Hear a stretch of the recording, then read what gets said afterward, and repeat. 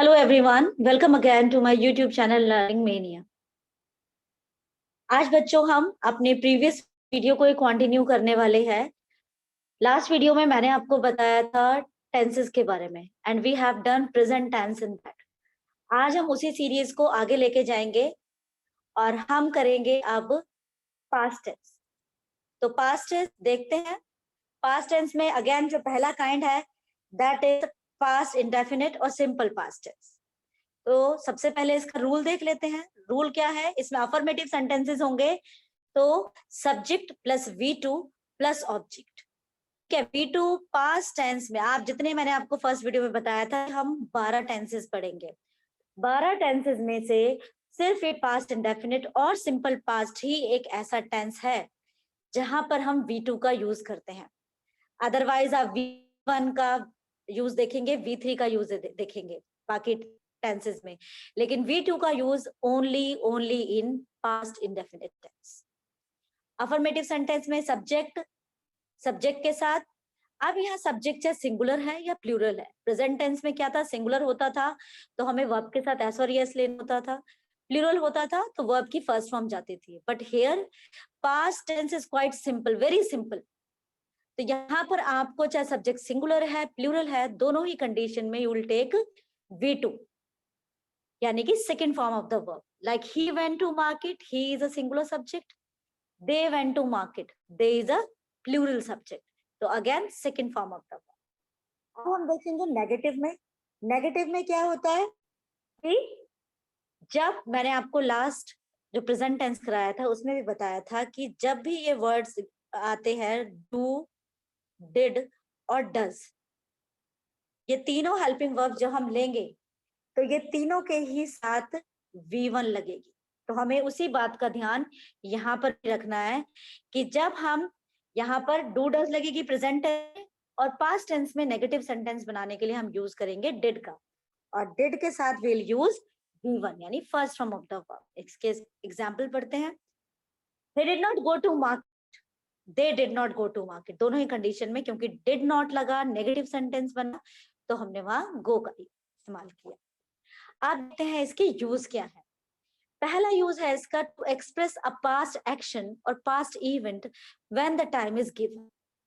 अब यहाँ पर ये यूज है जो इस टेंस को प्रेजेंट परफेक्ट टेंस से अलग करता है।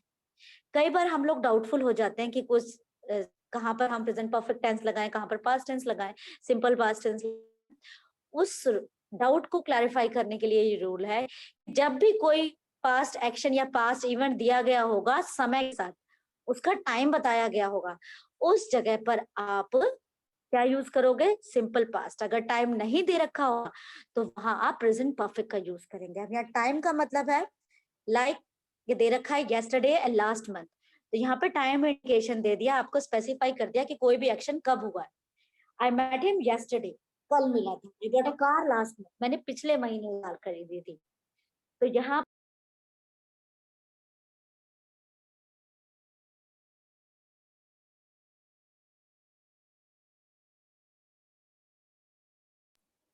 और अगर येस्टरडे नहीं दे रखा होता तो आप समझ जाइए कि वहां पर हम प्रेजेंट टेंस का यूज करते हैं। आगे है to express a past habit और रेगुलर एक्शन पास्ट। ऐसी कोई हैबिट जो हमारी पास्ट में रही थी, कोई रेगुलर एक्शन जो हम पास्ट में करते थे।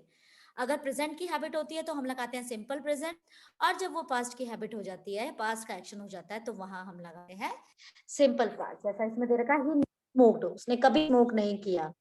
Sohan went to school daily, Sohan daily school जाया करता था, जाता था। ठीक है, यानी कि पास्ट एक्शंस हैं दोनों।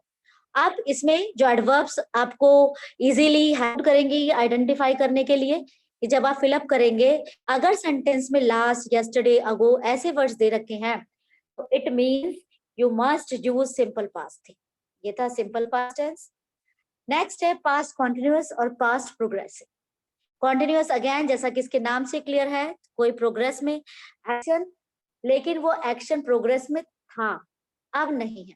इसका रूल देख लेते हैं। फॉर्मेशन है वॉज वर, सिंगल सब्जेक्ट होगा तो वॉज लगेगा, प्लूरल सब्जेक्ट होगा तो वर लगेगा।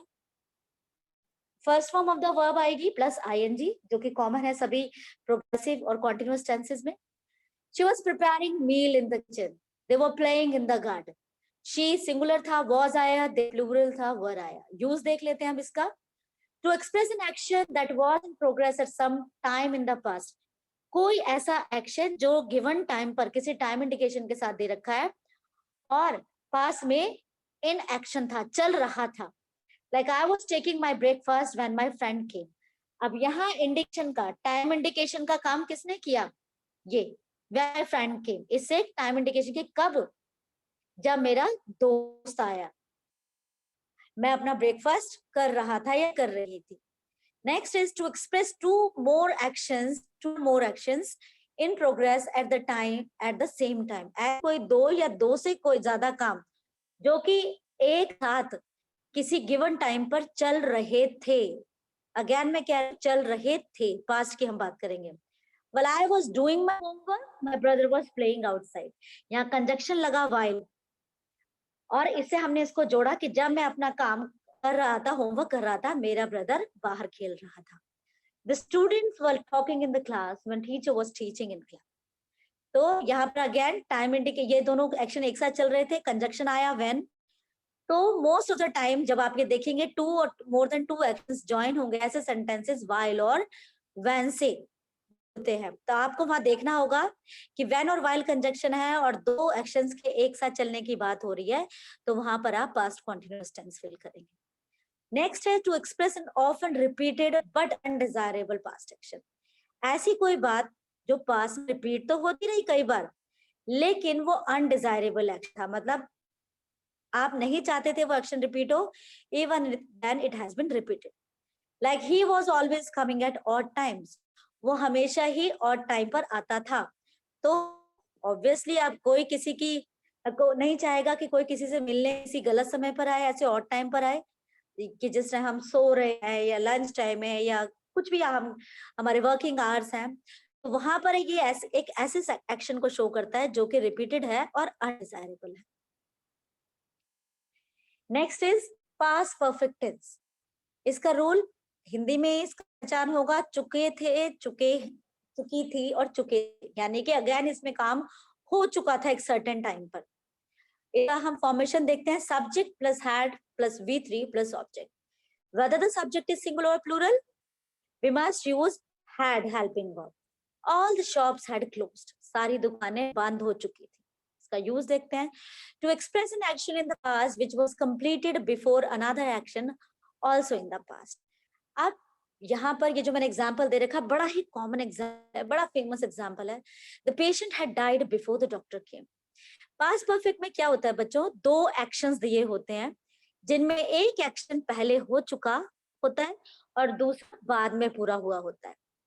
कॉन्टिन्यूअस में क्या था, दोनों एक्शन साथ चल रहे थे, या फिर एक एक्शन को टाइम इंडिकेशन के तौर पर दिया जिस समय दूसरा एक्शन चल रहा था. यहाँ पर दो एक्शन होंगे, एक पूरा हो चुका था और एक पूरा दूसरा बाद में पूरा हुआ. Like the patient had died before the doctor केम.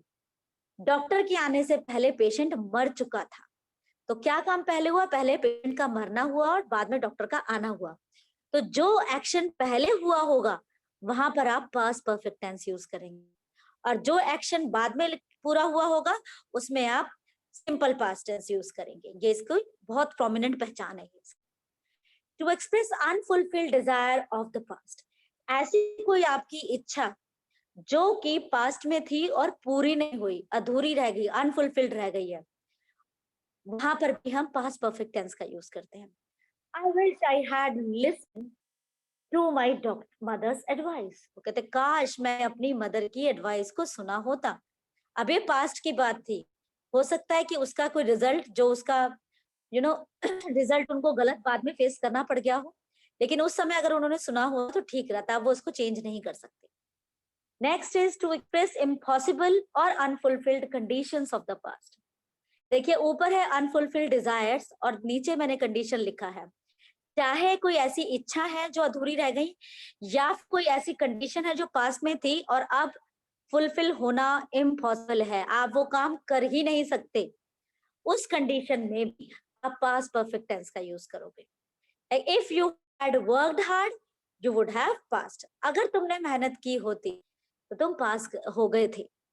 ठीक है, अब यहाँ पर would have pass, it means result has been declare, और उसमें आप पास नहीं हुए तो वो एग्जाम तो दोबारा नहीं होगा। ठीक है, आप उसमें रीअपीयर ही होना पड़ेगा आपको, इस एक्शन को बदला नहीं जा सकता। तो ये एक अनफुलफिल्ड इम्पॉसिबल कंडीशन है जो कि दोबारा हम पूरी नहीं कर सकते फ्यूचर में।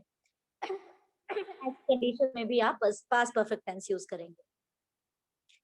Next is past perfect continuous tense. अब इसमें अगेन परफेक्ट और कॉन्टिन्यूअस का ब्लेंड है। तो यहाँ हमने, आप देख सकते हो कि ये जो हेल्पिंग वर्ब है, ये हैड हमने परफेक्ट से ली, और V plus V1 plus ING हमने कॉन्टिन्यूअस से लिया, इन दोनों को मिला के बना दिया पास परफेक्ट कॉन्टिन्यूअस। और जैसा मैंने आपको प्रेजेंट परफेक्ट कॉन्टिन्यूअस में बताया था कि सिंस और फॉर, ये जो है ये पहचान होते हैं परफेक्ट कॉन्टिन्यूअस टेंस की, कि जहां पर आपको सिंस और फॉर मिलेगा तो समझ जाइए वहां परफेक्ट कॉन्टिन्यूअस टेंस आएगा। लेकिन पास्ट कहाँ आएगा, प्रेजेंट कहाँ आएगा, वो मैं अभी आपको आगे बताती हूँ। Look at the examples. Mohan had been playing football for 2 hours. Mohan 2 घंटे फुटबॉल खेल रहा था। The teacher had been teaching since morning. Teacher सुबह से पढ़ा रही थी। अब यहाँ ये जो सिंस और फॉर का यूज है वो मैंने आपको अपनी प्रेजेंट टेंस की वीडियो में क्लियरली एक टेबल बना के शो किया है, आप वहां जाके दोबारा चेक कर सकते हैं अगर आपको याद नहीं है तो। और इसका यूज क्या है, वो है to express an action that begin before a certain time in the past and continued up to that time और स्टॉप्ड जस्ट बिफोर इट। इसका क्या यूज है, कोई ऐसा एक्शन शो करने के लिए जो कि सर्टेन टाइम में पास में शुरू हुआ था और अभी तक चल रहा था या बोलने वाले समय तक चल रहा था। ठीक है, तो यहाँ पर अब आप देख सकते हैं इसका example, the baby had been crying for 10 minutes when the nurse attended to her. यहाँ पे बड़ा क्लियरली दे रखा है when nurse attended to her. Baby 10 minute से रो रहा था जब नर्स ने उसको अटेंड किया था तब।